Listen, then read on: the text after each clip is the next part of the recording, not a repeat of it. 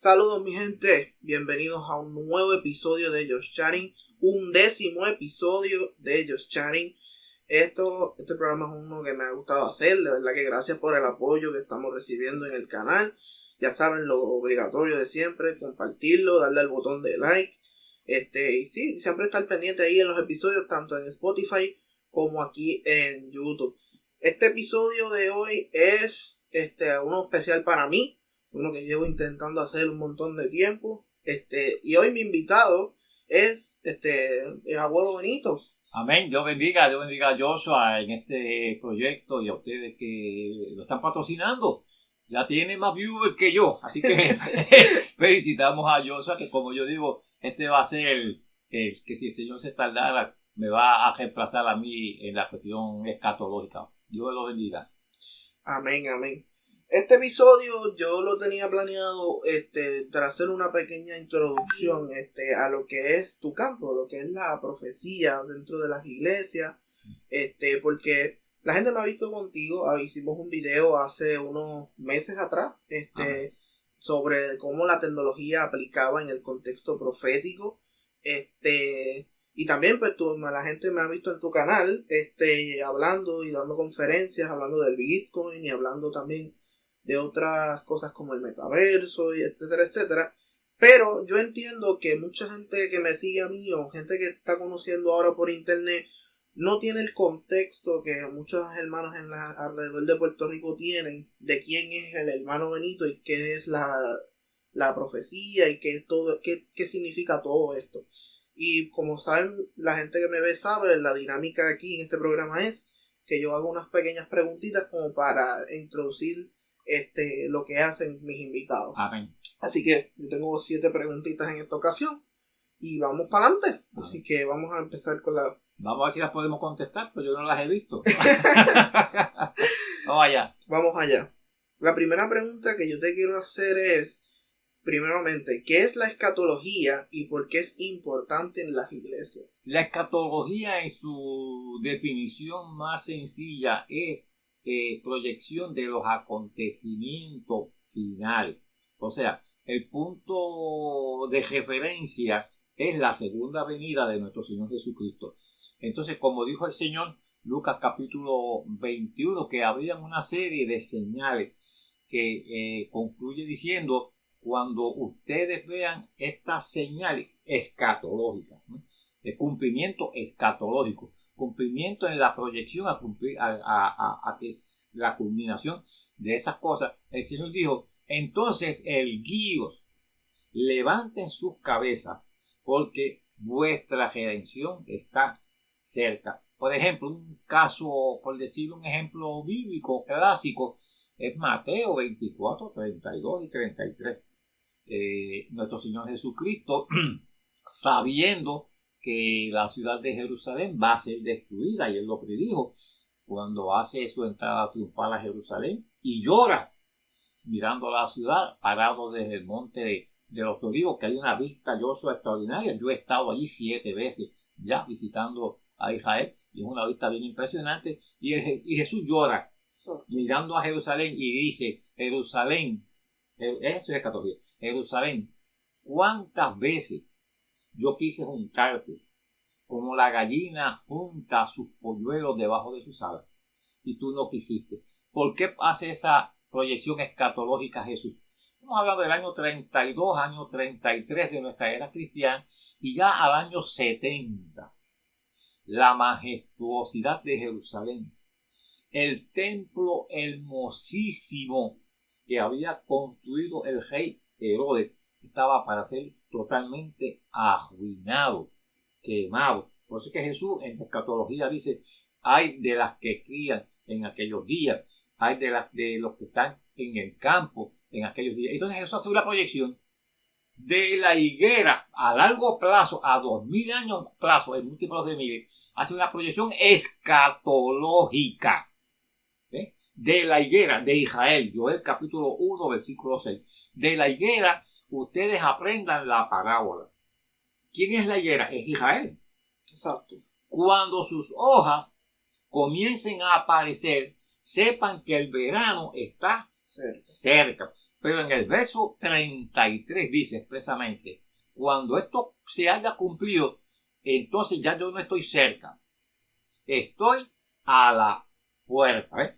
A la puerta, lo que quiere decir que entonces es inminente que el Señor regresa. ¿Cuándo se cumple esa profecía? 14 de mayo 1948, cuando nadie esperaba que se cumpliera. El profeta Isaías en el capítulo 66 y verso 8, cuando el Señor, en una proyección escatológica, porque es uno de los profetas que más se le puede atribuir escatología a Isaías, cuando el Señor le dice, yo voy a recoger a Israel de los 4 cantones de la tierra. El profeta, en un gesto que hay que decir que es de medio incredulidad, si se puede denominar así, dice, ¿y quién vio tal cosa? ¿Acaso la tierra parirá? Dice una de las versiones. Ahora la más sofisticada dice, ¿acaso la tierra dará a luz a una nación en un solo día? Eso lo ha dicho 2000 años atrás. Isaías está escribiendo 700 años antes de Jesús. Son 2700 años.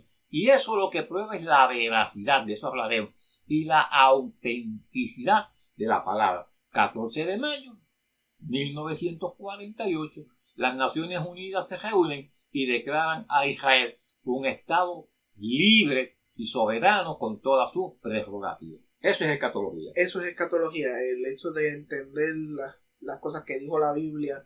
Y que se van a cumplir a largo o a corto plazo. Algunas de ellas en un contexto profético, como eso que acabamos de decir, de la invasión de Jerusalén, tienen lo que se llama en la profecía la aplicación de doble referencia. Un suceso como la invasión de Roma en el año 70 que arruinó a Israel. Pero eso también tiene una proyección profética en el tiempo que estamos viviendo cuando venga el anticristo. Como acabamos de escuchar, pues, todo esto es un área de la teología bastante interesante. ¿Cómo fue que decidiste estudiar y dar conferencias sobre este tema, de lo profético? Bueno, mira, yo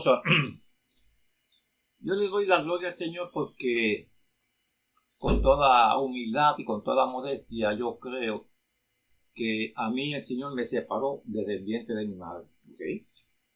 Yo para el año 1960, yo entraba a la escuela superior. Tenía 15 años de edad. Y en mi tiempo, un niño de 15 años, lo que estaba pendiente era a volar chiringa. ¿Ves? Había que hacerla, íbamos allá al río, buscábamos las guajanas y ahí cogíamos un canto de papel y un poquito de harina y hacíamos una mezcla ahí para hacer una chiringa y jugar bolitas, bellitas. A mí me interesaba eso porque era un niño normal, obviamente, y jugaba y corría y lo hacía todo, y brincaba pértigas, que me encantaba brincar pértigas y todas estas cuestiones. Pero sin embargo, todo el mundo decía, ese nene va a ser cura. ¿Ves? Porque a los años 60 todavía la proyección evangelística en Puerto Rico no era muy conocida. Mayormente lo que se conocía eran los hermanos católicos. Exacto. Entonces, todo el mundo veía mi parecer y mi forma de comportarme y la responsabilidad por las cosas del Señor, y todo el mundo decía, ese nene va a ser cura. A los 12 años de edad me bauticé en las aguas y comencé a tratar de vivir una vida consona por el Señor. Entonces me matriculo en el seminario. ¿El seminario qué era? El seminario era el Instituto Bíblico Mizpa. Eran lo que llamaban los cursos de extramuros. El centro principal todavía existe. Allí en Cupey, en Río Piedra, ahí está lo que hoy se denomina el Colegio Pentecostal Mizpa. Y entonces yo viajaba con un hermano de aquí de Fajardo en un carrito viejo del 48 que se le metía hasta el monóxido de carbono por dentro, que yo imagino un carrito del 48. Hermano Gaspar Lanzó, muy gran amigo mío, murió de 106 años, hermano Gaspar, y siempre lo quise mucho, y yo viajaba de Fajardo a Humacao, ¿sabes? Y yo estoy haciendo la escuela superior. Exacto. Pero conjuntamente con la escuela superior, de lunes a viernes la escuela superior, y los sábados, ya a las 11 de la mañana ya yo estaba vestido para bajar a pie desde Bebe Calzada hasta la iglesia pentecostal de Fajardo, y allí me recogía el hermano Gaspar, y yo me iba por Macao hasta las 5 de la tarde a estudiar. Me interesé mucho por la escatología, por la profecía, y mayormente por el libro de Apocalipsis. Yo a 1963 terminaba la escuela superior, pero también concluía los estudios de seminario, y Dios en su misericordia, pues yo estudiaba con pastores, yo estudiaba con personas mayores, tenía escasamente, como dije, 15 años de edad, pero Dios fue tan bueno conmigo, y lo digo para la gloria de su nombre, por el compromiso que eso ha significado para mí. Yo fui el mejor estudiante de la clase. El discurso de graduación lo di en la Iglesia de Dios Pentecostal de Humacao. Pastoreaba hermano Eleuterio Feliciano, quien luego fue presidente del concilio de la Iglesia de Dios Pentecostal. Y el nene de 18 años dio un mensaje el título que me dieron fue Dando al mundo lo mejor. Okay. Dando al mundo lo mejor. Y eso me marcó yo. Okay. Me marcó porque yo creo que uno se obliga con las palabras que pronuncia. Y yo dije, si este discurso es dando al mundo lo mejor, yo le voy a dar al mundo lo mejor de mí. Y la gloria del Señor, ya yo cumplo en el próximo mes de mayo, cumplo 77 años. Y han sido 77 años que en altas y bajas yo le he servido al Señor. Me gradué, como dije, y me fui entonces a trabajar un año a la Corporación de Servicios de Centro Médico de Puerto Rico, dando en contabilidad. Y entonces le pido una dispensa y me voy interno al seminario, al MISPA, al colegio, al centro principal. Y allí pues tuve que hacer 1000 malabares porque había que hacer 2 años recluidos en el seminario y yo lo hice en 1. Entonces, yo no era estudiante ni de primero ni de segundo, porque yo tenía que coger clases con los de primero y con los de segundo, y las clases que no pude acomodar porque el horario no encajaba, el horario. Pues entonces las hice por escrito. Okay. Me dieron los exámenes, me dijeron, usted estudia, ese es su problema, usted estudia, y si pasa las clases, pues se gradúa. Y la gloria es del Señor. En un año hice los 2 años de seminario. Pero como digo, siempre me gustó el estudio escatológico, siempre me gustó el estudio de Apocalipsis. Y a eso es que básicamente, aparte de que soy contador de profesión, pues a eso es a lo que me he dedicado en toda mi vida. Pues ya nos estabas contando ahora de cómo empezaste en el seminario y cómo Dios te encaminó a darle al mundo lo mejor con esta frase, que eso es excelente, me encanta esa frase. Amén. ¿Dónde se empieza a estudiar lo profético en sí? Porque uno ya tuvo con experiencia, entiendo que ves algo en las noticias sobre Israel o sobre algunos de estos países que estén relacionados con la profecía, y tú más o menos podrías decir, ok, esto está en la Biblia en tal sitio, pero ¿cómo uno empieza a interpretar? Mira, el problema, por así decir, de interpretar la profecía en el contexto escatológico es que, Joshua, hay que saberse la Biblia de Génesis a Apocalipsis. Ustedes me han escuchado en mis conferencias y yo voy a hablar, por ejemplo, del anticristo, que es un concepto que está en Apocalipsis y que está en las cartas Paulinas, segunda de Tesalonicenses, capítulo 2. Pero sin embargo, yo arranco por Génesis 48 y 19. Exacto. O 49 y 16. Dan.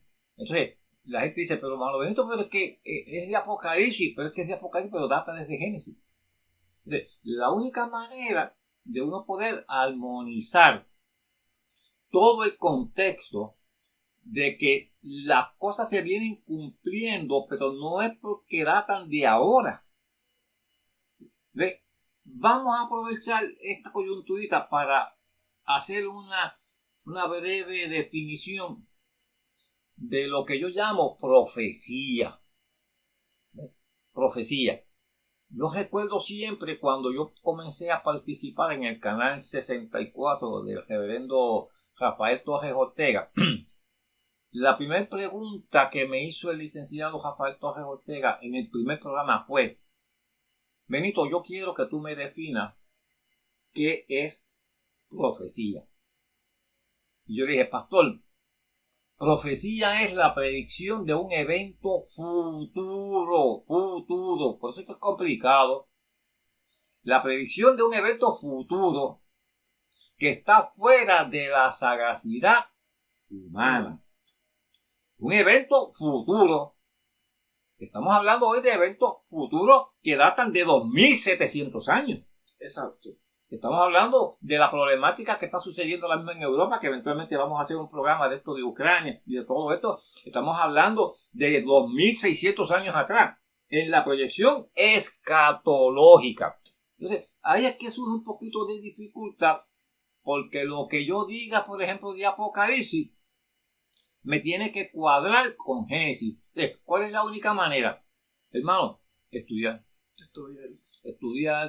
Tú me conoces, mi familia me conocen, mis hijos todos saben mi comportamiento, mi esposa. Yo soy un estudioso. Un estudioso, no critico que se vea televisión ni nada. No, en eso yo no me meto.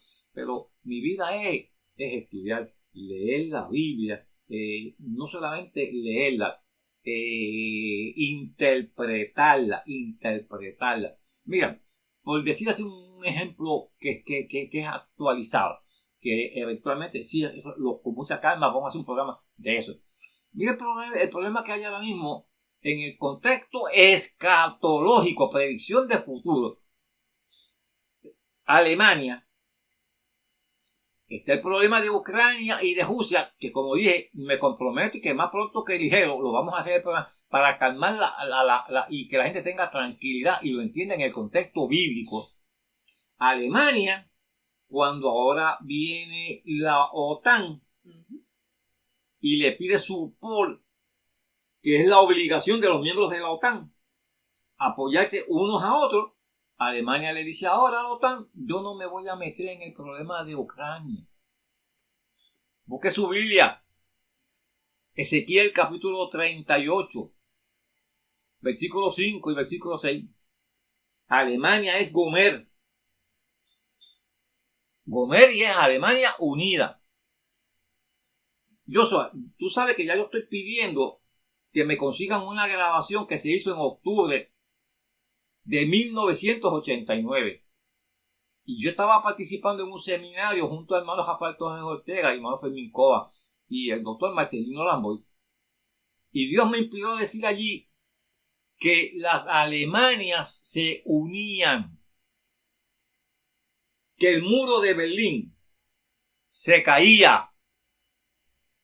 Y hablar de eso en el 1989 parecía una locura. 3 de octubre de 1990, el muro de Berlín se había caído. Las Alemanias estaban unidas, pero más importante, dentro del conglomerado de naciones que menciona Ezequiel en la batalla de Gog y Magog. Y repito, se lo voy a explicar como Dios manda. Es solamente para que usted vea, a grosso modo, la veracidad de lo que Dios dice. Una de las naciones que se menciona es Alemania, unida. ¿Quién esperaba que ahora, que necesitaban Alemania, el titular en YouTube dice: Alemania traiciona a la OTAN? ¿Por qué? Pero es que eso fue lo que Dios dijo. Es el caso de Irán. Es el caso de un cúmulo de naciones que están ahí, Etiopía, y un cúmulo de naciones que se mencionan ahí. Pero eso en su momento. Solamente les traigo el caso de Alemania, porque para el mundo eso es como si eso fuera una cosa de otro mundo. Mira otro ejemplo. Yo enseñé en el seminario muchos años, más de 40 años. no tanto 40 años, pero casi como 40 años que enseñé en el seminario. 40 años estuve dando escuela bíblica a los jóvenes de mi iglesia. Y siempre yo le enseñé a mis muchachos que el Papa número 7 tenía que renunciar en vida. Cuando el Papa renuncia, el mundo se volvió loco. Benedicto XVI. Benedicto XVI. Yo estoy hablando de Apocalipsis capítulo 17 del verso 8 en adelante. Cuando dice que el séptimo Papa entregará su poder al octavo y que el octavo va a la perdición. Todo el mundo se volvió loco. Los titulares. En 400 años no renuncia ningún papa. Vaya a la Biblia. Vaya a la Biblia. Eso es escatología. Yo me comienzo a interesar, como usted me preguntaste, yo porque me pareció que había un vacío de personas que pudieran interpretar la Biblia, y no quiero parecer imprudente en esto, pero hacerlo con sensatez, hacerlo desde la perspectiva histórica, porque no es lo mismo, y tú lo sabes, yo soy para la iglesia, que yo voy a las universidades, yo voy donde me inviten a predicar, yo voy a dar mis conferencias, yo no tengo problema con eso. Ahora, voy a presentar la veracidad de la palabra de Dios. Recuerdo un incidente cuando tu mamá estudiaba en Humacao, en el colegio universitario de Humacao, y tu tía Chiqui, que las dos estaban en la universidad, y me llevaron allí a dar una conferencia profética. Yo hago mi conferencia profética, y cuando yo termino de hacer la conferencia, uno de los profesores se me acerca y me dice: colega, ¿en qué universidad usted dicta cátedra? Y yo le dije: colega, en ninguna. Colega, en ninguna. Yo soy empleado de energía eléctrica. Y él me dijo: pero y todo eso que usted dijo ahí, complementario, o sea, saber complementar. Que si la Biblia habla de un imperio de los egipcios, que si habla de los asirios, que si habla de Babilonia, de Media Persia, de Grecia, de Roma, ¿cómo poder armonizar eso con los otros datos históricos que existen? Ese es el punto, ¿eh? Y no es fácil. Yo no estoy diciendo que yo soy un superdotado. No. Ahora, Dios se ha placido de ayudarme. Me han hecho preguntas que en el momento yo no sé la respuesta. Porque tú sabes que yo soy de los poquitos que permito que me pregunten en vivo. Y a todos, amado, pregunte lo que usted quiera preguntar. Me han hecho preguntones, pero Dios me ha dado la respuesta en el momento. Y nunca, gracias al Señor, para la gloria de su nombre, nunca he quedado mal. Recuerdo un incidente que se dio no hace mucho en una iglesia donde una señora, yo estaba con mi esposa, y esta señora cogió la computadora. Así que buscaba datos en la computadora. Y en vivo ahí. En vivo. Y yo estoy dando mi conferencia, entonces ella buscaba datos en la computadora para venirme a preguntar a mí. Ah, pues bien. Pero gracias al Señor que la computadora se quedó atrás. Exacto. Que Dios es el que lo hace. Seguimos. Sí. Hay otra pregunta que te quiero hacer, porque estábamos hablando de complementar.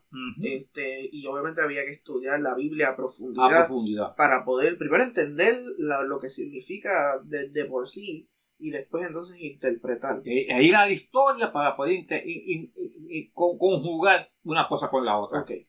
Mi otra pregunta, en base más o menos por esa misma línea, va en que, aparte de que la Biblia es un libro que se autocontiene, por decirlo así, se hace referencia a sí misma, ¿qué otros autores cristianos o de profecía te han ayudado a ti en este camino de enseñar la profecía? Mira, primero en el seminario utilizábamos unos libros buenos, porque obviamente nosotros éramos principiantes en aquel tiempo. Hay un escrito bíblico que es un volumen muy famoso, Dry Pentecost, lo escribe, se llama Eventos del Porvenir.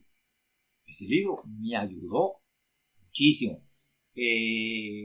A nivel ya cuando yo daba ya clases entonces en el seminario, trajeron, si mal no recuerdo, era un tomo 10 de la Biblia a su alcance. Okay. Muy buen libro, y aprendí un montón de eso. Los demás pues los he leído, pero bastante someros, muy poco profundos. Pero eso por lo menos me ayudaron mucho en una revista que publicaba la Iglesia de Dios de la Profecía, se llamaba La Pura Verdad. Okay. La Pura Verdad. El apellido del viejito era Armstrong, debe haber muerto porque eso hace muchos años. Esa revista a mí me enseñó un montón, pero un montón. Como yo era un apasionado del estudio de la Biblia, yo estudié con los hermanos adventistas del séptimo día en sus cursos por correspondencia. O sea, que mi vida básicamente fue estudiar la Biblia. Como dije, pues, me desenvuelvo, ya llevo 27 años jubilado. Me jubilé a los 49 años de edad. Dios me bendijo de una forma tremenda y así ha sido y para la gloria de su nombre. Okay. Entonces te pregunto, cuando tú ves una noticia que sucede que esté relacionada con lo que dice la Biblia, ¿cómo tú cuadras, por decirlo de alguna forma así bien simple, cómo tú cuadras estas referencias que ya tú tenías con estos autores o con el suceso y lo que dice la Biblia? O sea, exacto. ¿Cómo es ese proceso? Ahí es donde escribe el proceso de conocer la Biblia a caballo. Por ejemplo, como estábamos hablando ahorita mismo, este suceso de Alemania. La batalla de esta problemática que se está suscitando hoy mismo, mientras estamos haciendo esta grabación, de Ucrania y de Rusia. Mire, cuando nosotros hagamos un programa de eso, porque en este breve tiempo no se va a entender, sencillamente, pero para que se vea lo que estamos hablando de escatología. En Ezequiel capítulo 38 y Ezequiel capítulo 39 habla de Rusia, pero habla de la República de Rusia. En el 1917 en Rusia se suscita lo que la historia llama la revolución bolchevique. Estoy citando de memoria, espero no equivocarme. 1922 se comienza a organizar la Unión Soviética. 15 repúblicas que conformaron la Unión Soviética. Los estudiosos de la Biblia, los que se llaman los escatólogos, cuya raíz etimológica de la palabra es que escatología. Escatólogo porque estudian la escatología. Se mandaron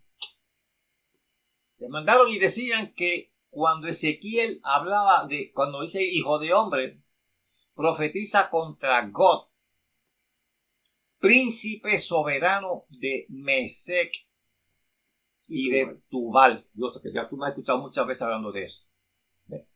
Y dile que Dios lo va a bajar hasta la tierra de Israel. Pero los escatólogos decían que esa era la Unión Soviética. Yo siempre dije, no es ninguna Unión Soviética, porque ahí no dice la Unión Soviética. Ahí dice God, príncipe de Moscú. Mesec es Moscú.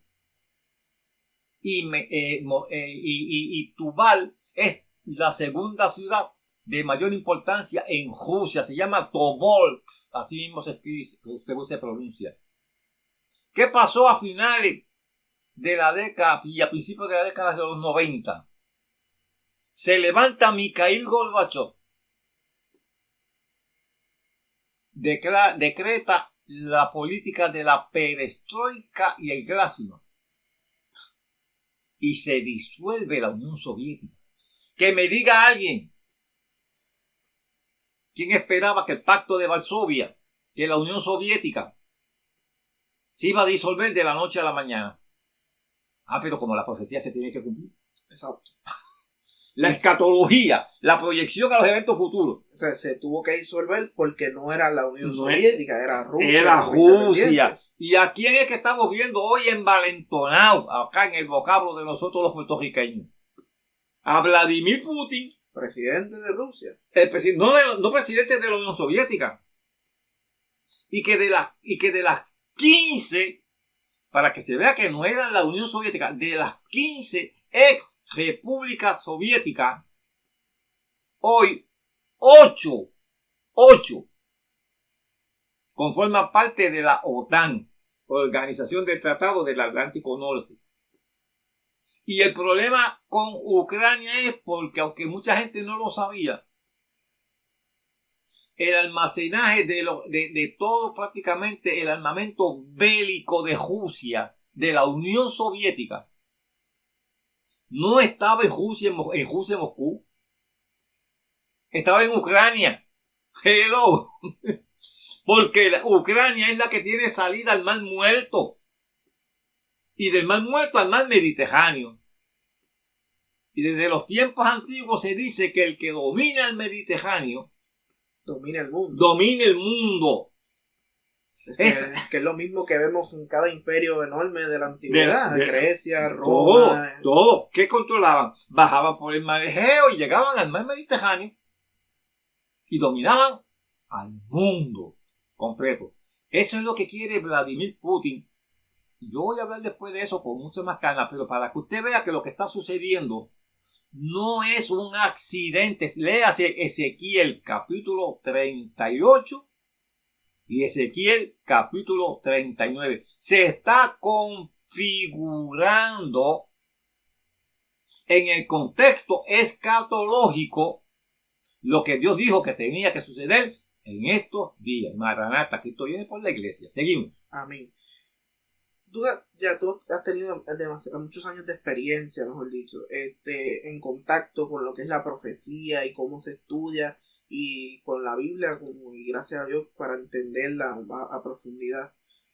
¿Cómo ha cambiado ese panorama profético a lo largo de los años? Porque como mencionaste ahorita, hubieron escatólogos que se confundieron en algunos sitios, como interpretar a Magog como Unión Soviética, pero Rusia. O sea, ¿cuántos cambios así o cómo ha cambiado el panorama en general en la profecía? Mira, el problema es que, y sin parecer crítico, es que no se puede pretender interpretar la profecía por lo que los medios publican.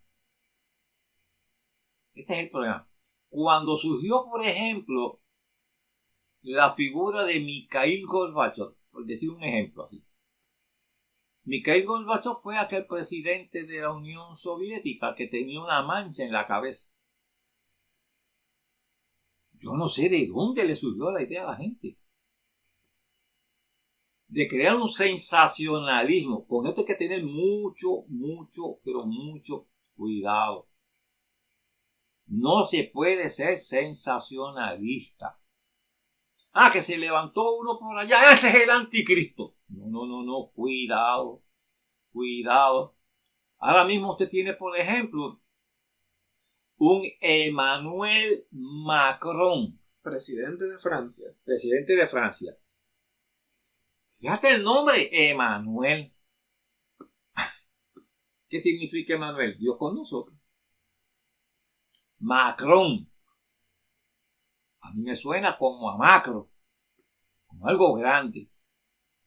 El hombre ha hecho unas cosas y ha dicho unas cosas, y mucha gente hoy, incluso ahora con la problemática de Ucrania y Rusia, Macron se reúne personalmente con Vladimir Putin y se ponen pico a pico allí.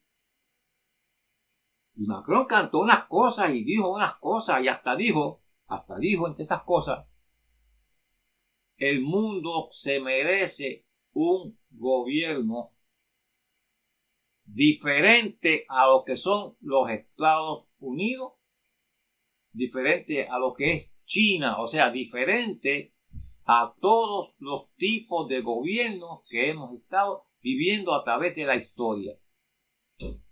Profetizó. Profetizó en el sentido de que el mundo está inmerso en una falta de paz. ¿Qué dijo Jesús? Oiréis de guerras y de rumores de guerra. Pero todavía no es el tiempo.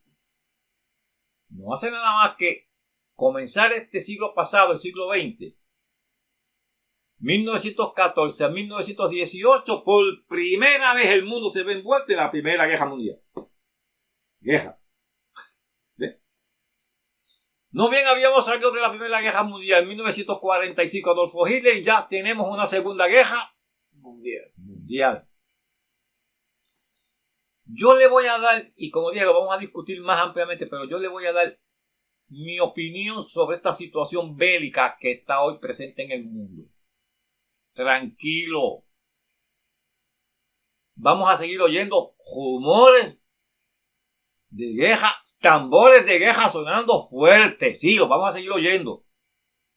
Pero yo no percibo, yo en mi concepto no percibo una tercera guerra mundial. Los otros días yo leí un titular en YouTube. Empezó la tercera guerra mundial. Como hoy tenemos muchos medios que son buenos, y gracias a Dios por ello, nos permiten comunicar la palabra. Pues ahí escribe Raimundo y todo el mundo. Exacto. Sin saber lo que está diciendo. Y lo que crean es pánico. Y sensacionalismo. Porque el sensacionalismo, perdóneme, el sensacionalismo vende. El sensacionalismo vende porque hay mucha gente que vive del pánico. Nosotros no podemos vivir del pánico. Jesús dijo, yo les he impartido a ustedes paz. Paz. Tranquilidad.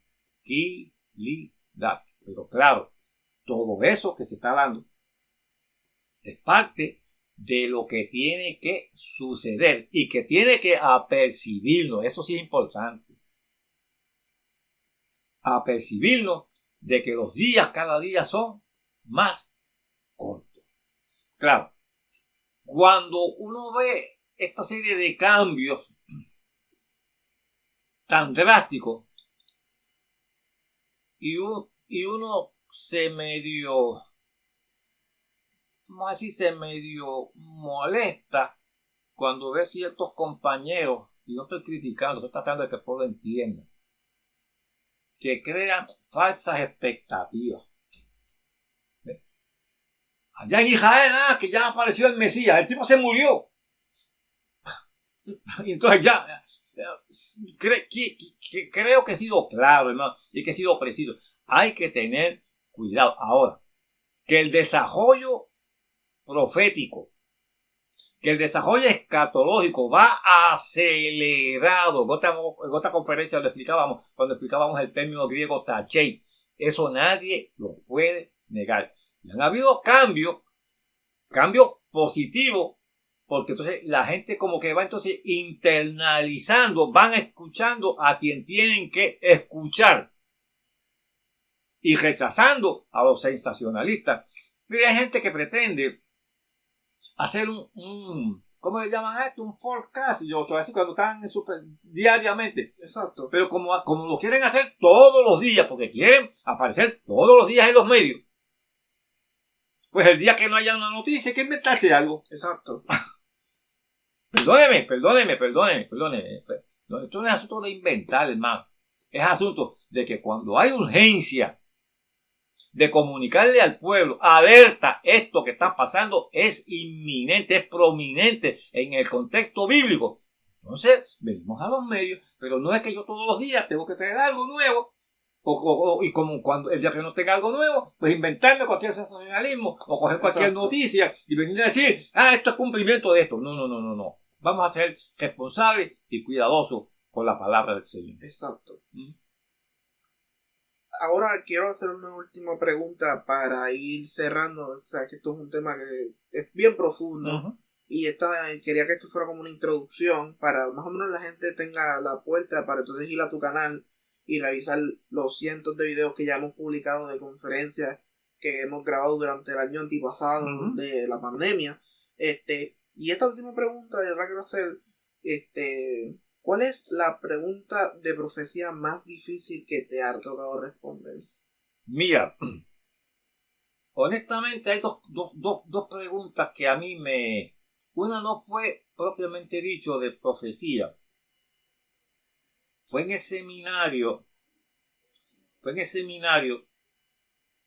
y alguien me preguntó sobre Génesis 1:26. Okay.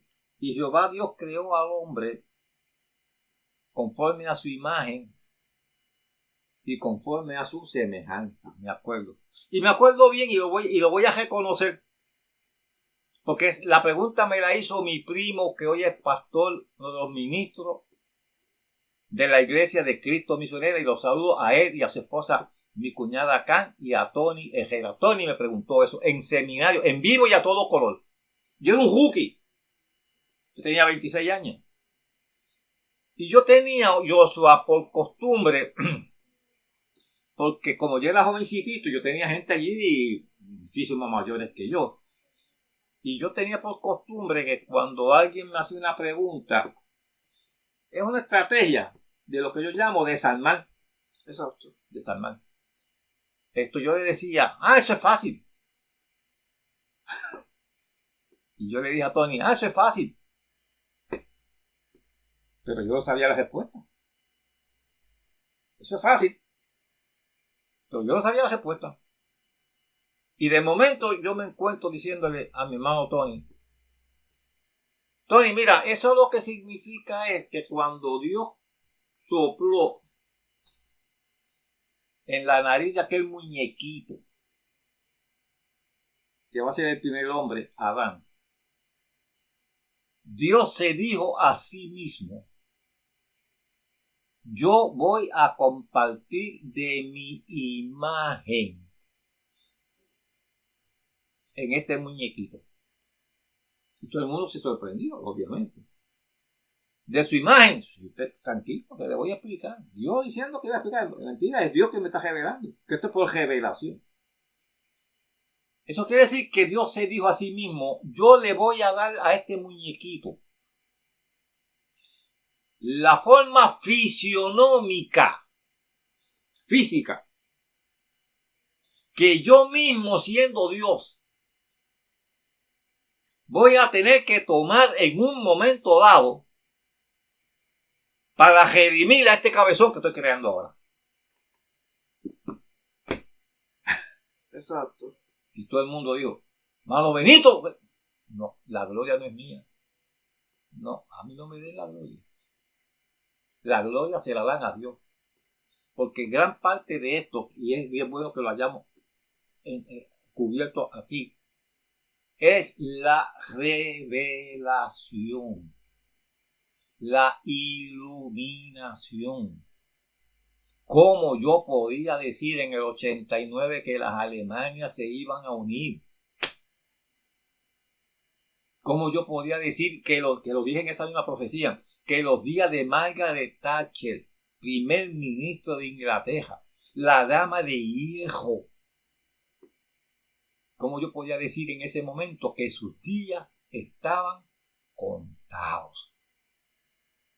Pero como Dios es bueno, y si Dios ilumina lo que Dios diga por boca de sus siervos, se tiene que cumplir. El apóstol Pedro hace una expresión más o menos de eso cuando dice, porque ninguna profecía, más o menos lo parafraseo, es de interpretación privada, sino que los santos hombres de Dios hablaron. Escuche bien, hablaron, pero no hablaron ellos, hablaron siendo inspirados por el Espíritu Santo. Otra que me hicieron fuerte fue en Cuba. Yo voy a Cuba a hacer un seminario para los pastores de Cuba. He estado 2 veces en Cuba. La gloria de Dios. Allí se reúnen y yo, más de 600 pastores, para escuchar al hijo de Doña Adela, porque yo no quiero hacer nada. Me molesto cuando voy a las iglesias y empiezan, que aquí está el profesor, que aquí está el escatólogo, que aquí está qué sé yo ni quién. Y cuando yo me paro y le digo a la congregación, mira, amado, ni el profesor ni el escatólogo pudieron venir. Mandaron al hermano Benito. Mandaron al hermano Benito. Mandaron. Y con honestidad, no falta nunca alguien que mire a uno así y diga, pero el hermano Benito, estábamos esperando al profesor, estábamos esperando al teólogo, estábamos esperando al que nos dijeron que era escatólogo, y mira quién mandó, ese viejito ahí. Es el mismo viejito. Lo único es que yo siempre he querido que la gloria sea para el Señor. En Cuba me bajaron con un preguntón que no tenía que ver nada con la cuestión de la conferencia que yo estaba dando. Me preguntaron con respecto a la cabala, los cabalistas de Israel. Da la casualidad que yo acababa de regresar de Israel, había estado en Tiberia, que fue donde se escribió la cabala. Y yo venía de Israel, como dicen acá en el campo, amolado. Y cuando el hermano allá, porque la pregunta no vino bien intencionada, me había llevado el obispo de la Iglesia de Dios Mission Board, Benito Fonseca, usted me llevó a Cuba. Estaba conmigo el doctor Pansaldi, estaba otro que estuve predicando en su iglesia no hace mucho, en Kissimmee, otros dos pastores de la Iglesia de Dios Pentecostales. Había 5 ministros conmigo. Y el único que era el hermano Benito era yo. Todos los otros eran pastores. Cuando el hermano me bajó con la pregunta de la cabala, yo vi que parte de los pastores como que se miraron, como que dijeron, eso se complicó aquí. Él me preguntó y yo le contesto. Cuando yo le contesté, y comparto esto, y claro, con un dato medio jocoso, pero que mi esposa lo vivió porque este pastor de Kissimmee lo contó cuando fui a predicar a su iglesia. Dice, mire, este viejo lo quiere mucho en Cuba y allá le hicieron una encejona.